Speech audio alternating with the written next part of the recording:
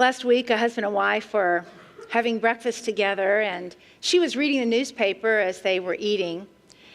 And she looked at her husband and she said, "I'll bet you don't know what today is." And he said, "Well, of course I know what today is," and got up and left and went off to work. Well, at 10 a.m. that morning, the doorbell rang, and there at the door was a florist with the most beautiful dozen long stem roses you've ever seen. And the wife was so excited to receive that. And then at 1 o'clock, the doorbell rang again, and this time was another delivery. This was a package of her most favorite Godiva chocolates. Then at 1 o'clock, then a little bit later on, about an hour after that, the doorbell rang a third time, and this was a delivery person from her favorite boutique store with a dress that was just her size. Well, she was just beside herself with excitement and appreciation. She couldn't wait for her husband to get home. When he got home, she said, "Honey, my goodness, what a day. The roses and the candy, and then the dress. Why, I've never had such a special Groundhog Day in all my life."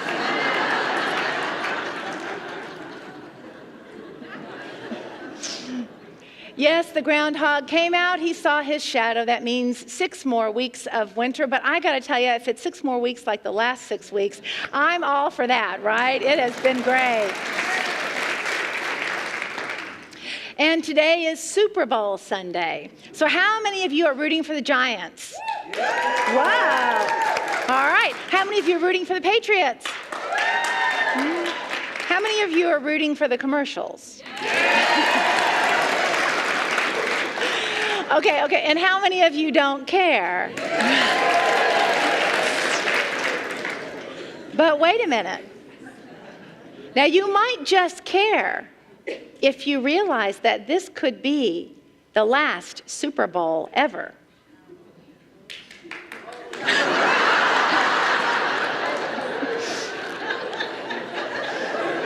That's cute.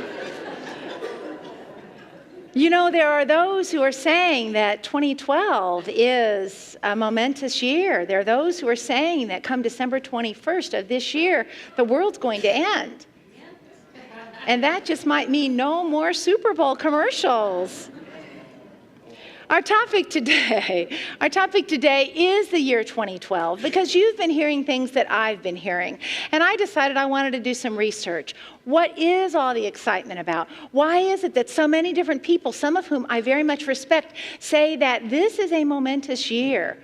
And then there are those who say that the world as we know it is going to end on December the 21st, 2012. I told a friend of mine that I was going to begin doing some research, and she said, "Well, good luck. It'll be like falling down a rabbit hole." And I didn't quite know what she meant by that until I started the research myself. You remember the rabbit hole in the Alice in Wonderland film, where you see Alice, she follows the rabbit and she just falls down this hole, and she goes down, down, down, down, down. And as she's going down, down, down, down, down, she's seeing all manner of peculiar things. Some that are exciting, some that are scary, some that don't make any sense, and all that are very intriguing. Well, that's kind of like the journey I've been on as I fell down this rabbit hole of 2012. In fact, at one point I emailed Eileen and said that I felt like I'd fallen down a rabbit hole, and she said, "Do you want me to send in a carrot?" So I'm going to try to make some sense of it for you today. I don't claim to be an all-around world expert, but I'm going to try to make some sense of it for you. So, where did this all start? It's hard to say for sure, but one of the sources of information out there seems to center around the Maya calendar. Now, the Maya were people who flourished around 250 to 900 Common Era down in Central and South America and Mexico. And they were a particularly advanced society, particularly when it came to an understanding of our solar system and how it is that the planets moved and what their position was. And they created a calendar, a 5,000-year calendar that actually began 3,000 years before they created it and extended another 2,000 years. And it culminates after 5,125 years. It culminates and ends on December 21st of this year. And the Maya, if you are an individual who has interest in mathematics or has interest in astrology or astronomy, then you would enjoy the rabbit hole of the Maya calendar because it is so intricate in how it is that it places the planets exactly in perfect alignment as they are on each date. So that's one piece of information that's out there causing people to wonder what's going to happen. The calendar seems to end. This great era, or great calendar cycle as they call it, seems to end at the end of this year. But then there's all manner of other philosophers and scientists and spiritual teachers who have other claims about the year 2012. There are those that have observed that the magnetic field of the earth is shifting in some way, and that it appears that it is lessening, and perhaps at a more dramatic rate than before. And people who understand these things say that when the magnetic field lessens, that creates certain kinds of openings in our consciousness of awareness. Then there are those who point out that there have been solar sunspot showers, if you will, and that's something that happens periodically. And the last series of sunspot showers was such that it predicts that the next one will be a particularly extreme storm of sunspot showers. There are even those who say that there could be a polar reversal, and that has happened in the history of the world, though very, very, very, very, very long time ago. That has happened more than once, and there's some that say that that could happen again. There's even an individual who claims to have the original translation of the Bible, which I just have to stop and say there really is no such thing. No scholars will claim that there is an original translation of the Bible. But he claims that he has one, and he's done all manner of numerical analysis to show where certain words repeat and form patterns that transect one another. And as a result of that, they point to the end of this year, December 21st. Of 2012. So there's all manner of information out there. And there's much more than I could ever begin to share with you today. But it seems to say that there's a confluence, if you will, a coming together of ideas, evidences, energies that somehow say the year 2012 is something special. And what I like in particular is the conclusion that is reached by the person who put this book together, The Mystery of 2012, Predictions, Prophecies, and Possibilities. This is a compendium of articles by a number of experts, if you will, people who have an opinion about 2012. And the editor of this book says that we're at a choice point, that the most common denominator in all of these writings is that we are at a moment of choice as a people. She says, in this book, 2012 is most often described as a choice point, a time of intensified possibility and opportunity, rather than an apocalyptic time bomb destined to explode at midnight on December 21st, 2012. So that means we will have, I'm sorry to say, another Super Bowl. What these visionaries are calling us to do as we investigate 2012 is to be, and here are the words I want you to listen to. They're calling us to be intensely alert, responsive, and creatively engaged with possibilities that may be unfolding around us. Let me say that again. Intensely alert, responsive, and creatively engaged with the possibilities that may be unfolding around us. So they're calling us to make a choice. Perhaps what is happening is not an end to the world, but an end to consciousness as we have known it. An end to the ways of being as we have known them. And so here we stand, you and I, at a choice point. In this new era, we have a choice. You have a choice. Will you play big or will you play small? You have a choice. Will you choose to believe facts or will you choose to believe the truth? You have a choice. Will you choose to realize that God dwells in you, all around you, and that you are not powerless? Or will you choose to be victim to changes? And these are not just rhetorical questions. These questions matter. How you answer these questions matter. It matters because our consciousness, I believe, is awakening. I'm going to speak to you from Patricia's perspective now, which is that I do see all manner of change and shift going on, right? We look at the economies across our planet. Some of them are crumbling. We look at the governments across our planet. There are shifts happening there, right? Every Sunday, I see newcomers who show up here at this spiritual community because they've heard that we are about cutting-edge spirituality, and they want to be a part of that. People are waking up in all manner of fashion. Now, here's the thing about change. When things start to deconstruct, it looks like chaos, and that can be scary. But what systems theorists tell us is that chaos is a precursor. It's a precursor to a more evolved way of thinking. It can be a precursor to a brand new way of looking at the world, or a new way of looking at the particular system that you're looking at. So chaos precedes a new order. It's not necessarily bad.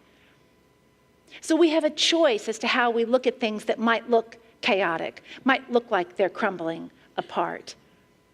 What we need as we enter this new era are big thinkers, people who are willing to think big. And you're willing to think big, or you wouldn't be here today. You wouldn't be here today as we talk about a mind-stretching topic like the year 2012. You're willing to go at least partway down the rabbit hole with me, or you wouldn't be here. So we're looking for big thinkers, right? We're looking for people who are willing to think big and see possibilities that others might not have seen. Alan Cohen, in his book, A Daily Dose of Sanity, speaks about an article that was in Popular Mechanics back in 1949. And back in 1949, this presumed expert said that someday we would make a computer that would weigh less than 1.5 tons. That was as far as he could see. That was as far as anyone could see back there. That's what the expert said. Now, I don't know about you, but a good number of us in the room have this little thing called a smartphone.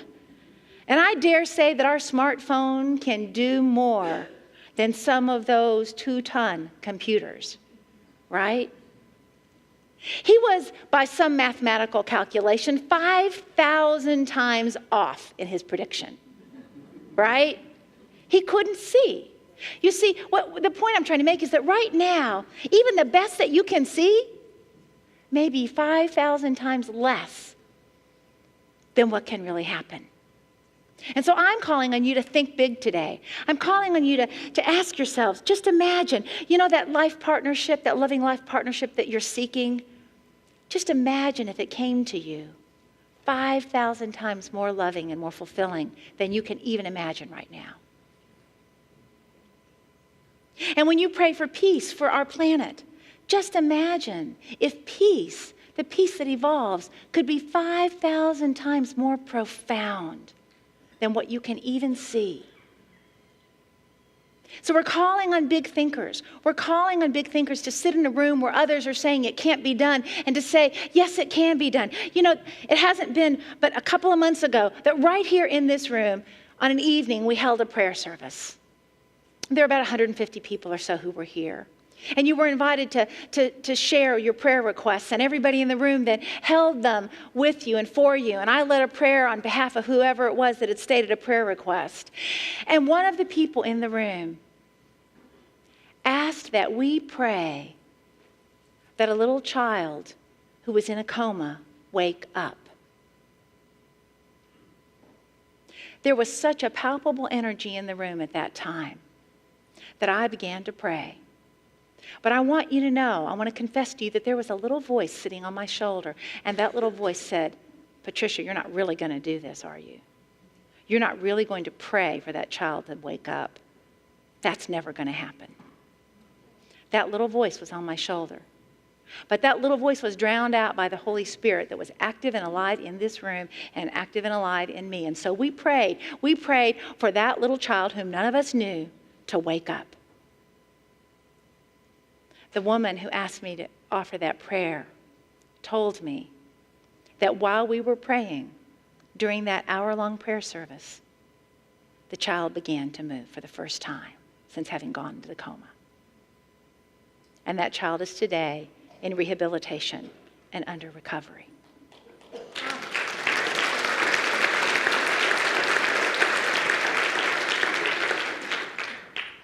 I'm sure I wasn't the only one in the room that night that might have had a little voice, like, oh, sure, that's going to happen. I'm inviting you to claim that voice as yours. I'm inviting you to claim the strong voice, not the sarcastic voice, the voice that says, sure, that's going to happen. That is going to happen. I know it. So we're looking for big thinkers. We're looking for big thinkers. Do you know that when God called Abram in the book of Genesis, when God called Abram, and he was called Abram at that point. Eventually, he was given the name of Abraham. But when God called Abram, he was elderly. He and his wife, Sarai, had not had any children. She was considered barren. They weren't going to have children. It was certainly past time to have children. And yet here is what God said.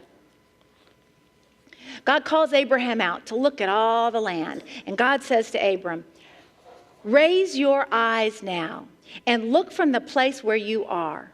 Raise your eyes now and look from the place where you are, northwards and southwards and eastwards and westwards. For all the land that you see, I will give to you and to your offspring forever. I will make your offspring like the dust of the earth, so that if one can count the dust of the earth, your offspring also can be counted. Rise up, walk through the length and the breadth of the land, for I will give it to you. Now that must have sounded like a pipe dream to Abram, right? Talk about falling down a rabbit hole. God's telling him that everything he can see can be his. God's telling him that he's going to have so many children, too many to count. And here are the key words that I love. Raise your eyes now. Look up from the place where you are. You see, this is the key. Look up from the place where you are. When you say nothing's impossible, when someone says nothing's impossible, you got to look up from the place where you are. Shift from this consciousness that you're in the moment to a higher, different, broader, grander consciousness that's 5,000 times greater than the one that wants to say it's not possible. So we go into this new era, whatever this era is, looking for big thinkers like Martin Luther King Jr., big thinkers like Mahatma Gandhi. And I bring them up because we are in the middle of the season for nonviolence. That's a 64-day period of time when we pray for world peace. It started on January 31st and it goes till April the 4th. Those are the memorial anniversaries of the death of Mahatma Gandhi and of Martin Luther King Jr. Those two individuals were big thinkers. But they were more than thinkers. You see, they were willing to take action. And that's the second thing that we need as we enter this new era. We need people who are willing to think big, and we need people who are willing to take action, who are willing to put their thoughts, their beliefs, their faith into action. Because what we're really talking about here is collective consciousness, a shift in consciousness. We're talking about an awakening of consciousness, of people who are just like Abram, who are being invited to look up from where they are and see something different, something grander, a possibility for the earth that may not look like it's possible to some. So I've got 3 action steps for you today. 3 action steps. I'm going to invite you to write them down if you want to. There's always notepads in the pews. The first action step for you today is to beef up your spiritual practice. I don't know where your spiritual practice is, but the most important thing you can do in your life and as a midwife for this new era is to meditate and sit in the silence. Meditate and sit in the silence, because as you do that, you begin to train yourself to listen to the voice of Spirit. And I want you to listen. I need you to listen. We need you to listen. You folks in this room are here because you are waking up. So we need you to listen to Spirit so that when you do take action, you're taking action that is guided by the presence of Spirit in you.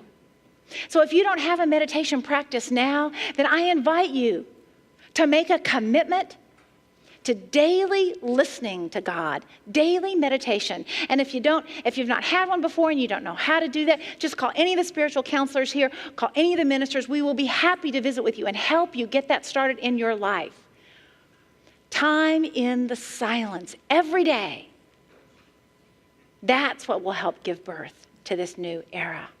And then you will become the shepherds and the midwives of this new era. Meditation and silence, listening in the silence. It's the most important step you can take. Now, the second step is to get clear on what you believe. Get clear on your beliefs. You know, when you're clear on what you believe, then you have a firm foundation to stand on. When you hear Spirit's message, when you see an opportunity before you, your beliefs are clear and you know how to take action. And so we're going to help you with that.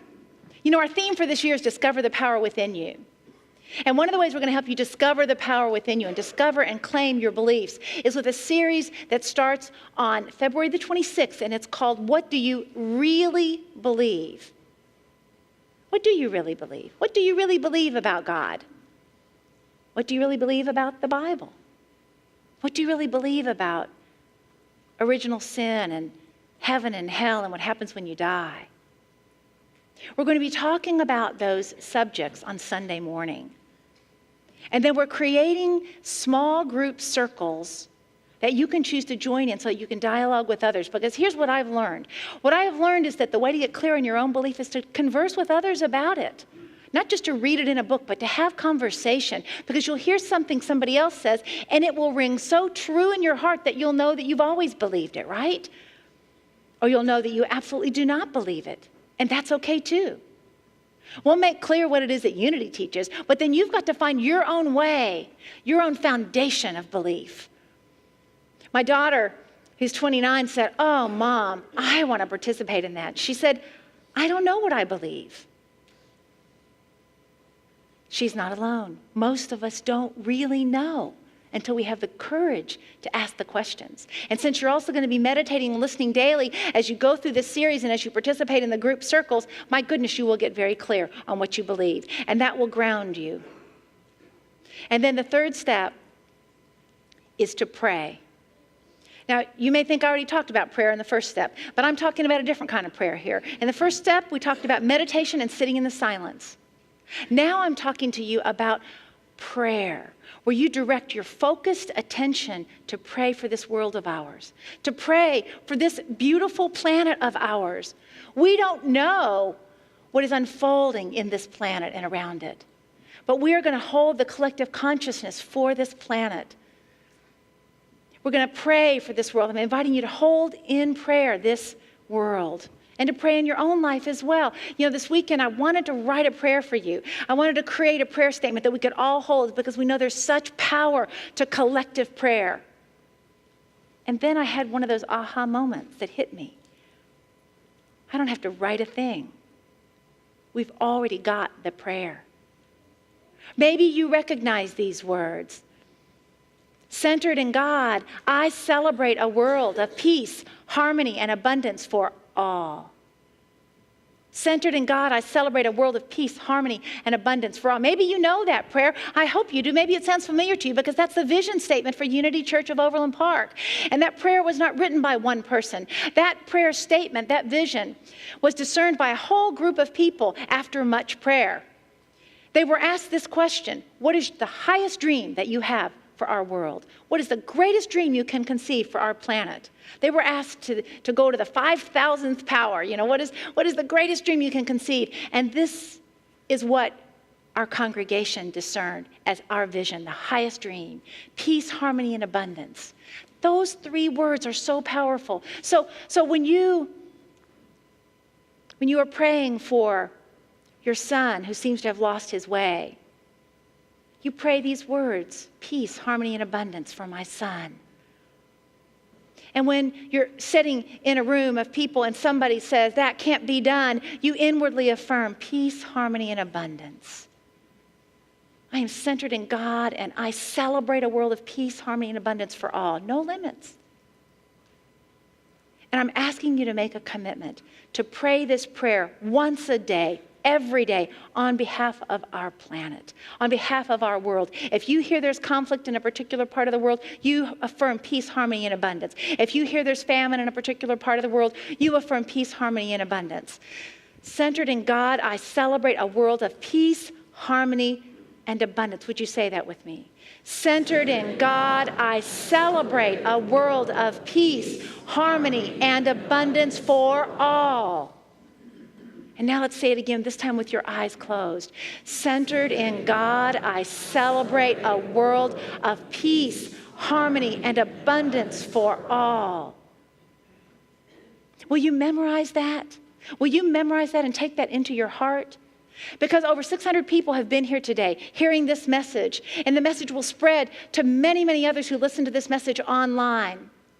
And so people are forming a collective consciousness around this prayer. And isn't this a good vision for the world? It knows no limits. It knows no limits. Meditate and listen. Get clear on what it is that you believe. And pray for our world every day. Big thinkers. Big action takers. It's what we are, it's what you are. I want to end the lesson today by sharing with you a story. Back in 1985, Harry Belafonte had a dream. His dream was to make a difference for the famine that was happening in Africa. You see, at that particular time, if you were alive then, you remember seeing the TV commercials, the painful, sad, awful pictures of children and people who were dying. And Harry Belafonte wanted to make a difference. So Lionel Richie and Michael Jackson, they wrote a song. And then Quincy Jones called together over 70 musicians and performers who sang this song. And this record is one of only 10 records to ever have sold as many copies. And together they raised over $63 million, over $63 million to combat hunger in Africa. That's big thinking. The song that they wrote still rings true today. It's called We Are the World.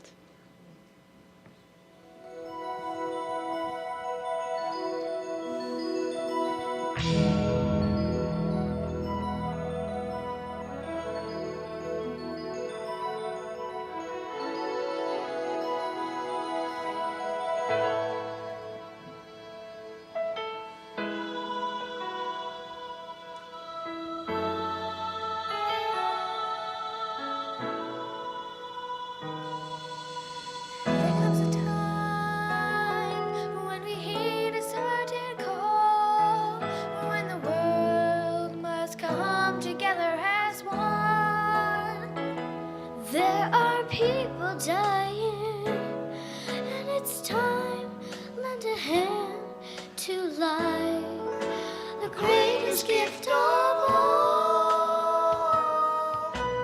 We can't go on pretending day by day that someone somewhere will soon make a change. We are all a part of God's great big family. In the truth, you know, love is all we need. We are the world. We are the children. We are the ones who make a brighter day. So let's start giving. There's a choice we're making. We're saving our own lives.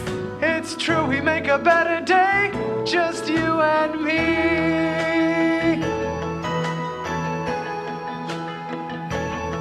Well, send them your hearts so they know that someone cares and their lives we'll be stronger and free, as God has shown us by turning stone to bread. So we all must lend a helping hand. We are the world. We are the children. We are the ones who make a brighter day. So let's start giving. For the choice we're making, we're saving all our lives. It's to make a brighter day. Just you and me. We're down and out, and there seems no hope at all. But if you just believe, there's no way we can fall. Let us realize that the change will only come when we stand together as one. We are the world. We are the children. We are the ones who make a brighter day. So let's start giving. There's a choice for